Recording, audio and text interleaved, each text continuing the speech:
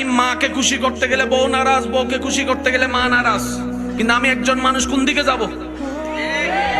ইসলাম বলে তুমি তোমার মার কি? সন্তান। তুমি তোমার বউয়ের কি? স্বামী। শব্দগুলা খেয়াল করবেন।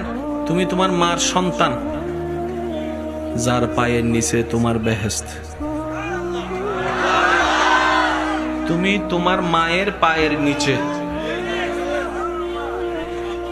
তুমি তোমার বউয়ের কি? স্বামী। স্বামী মানে অভিভাবক। অভিভাবক কি নিচে না উপরে? মায়ের পায়ের নিচে তুমি, আর বউ তোমাকে মাথার উপর রেখেছে, কারণ তুমি বউয়ের অভিভাবক।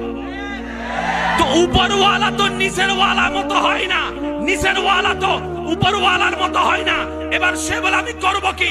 বলে যে শুনো, তুমি মাকে মাথায় রাখো, বউকে বুকে রাখো।